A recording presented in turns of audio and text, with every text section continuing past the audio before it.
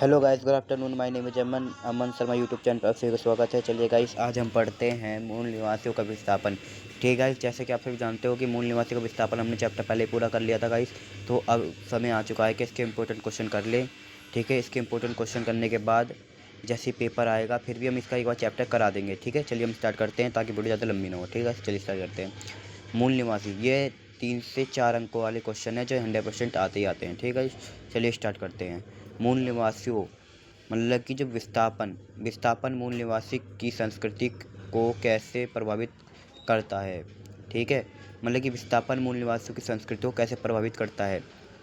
जो विस्थापन से मूल निवासी अपनी भूमि, जंगल और परंपराओं से दूर हो जाते हैं, इससे उनकी भाषा, रीति रिवाज और समाज संरचना नष्ट होने लगती है। इसलिए विस्थापन मूल निवासियों की संस्कृति को प्रभावित करता है। विकास परियोजना से मूल निवासियों को कौन कौन सी समस्या होती है। मतलब कि जो विकास परियोजना से मूल निवासियों को कौन कौन सी समस्या होती है।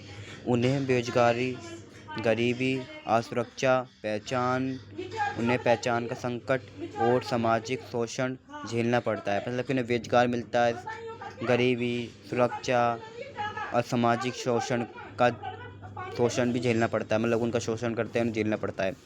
ठीक है, लेखक ने किस प्रकार के विकास की आलोचना की है।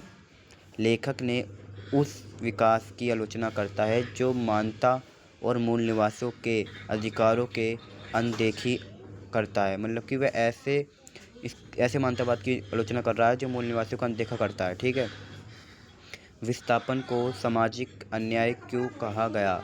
मतलब कि इनका बताया, इनमें क्वेश्चन पूछा गया है मतलब कि जो विस्थापन को सामाजिक न्याय क्यों कहा गया।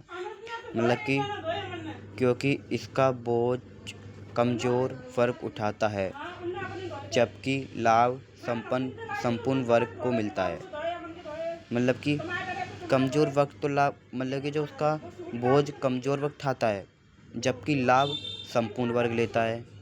ठीक है, और ये है 8 से 10 नंबर वाले क्वेश्चन जो आते आते हैं। आपको पता ही है गाइस, 8 नंबर क्वेश्चन आते आते हैं। ठीक है, चलिए हम स्टार्ट करते हैं।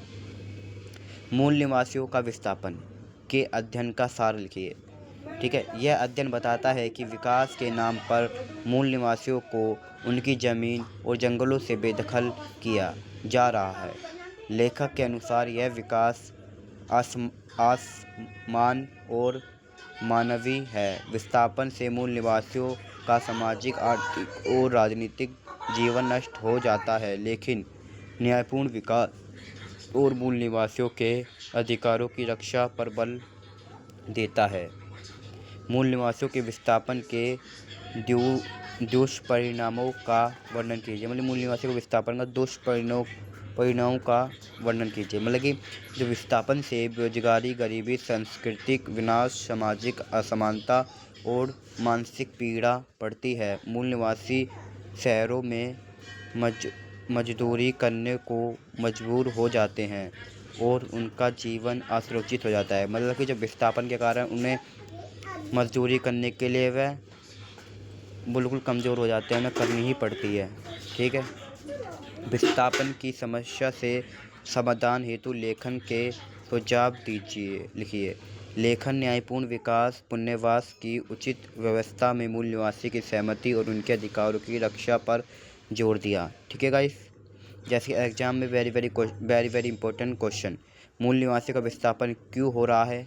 विकास और विस्थापन की संबंध स्पष्ट कीजिए।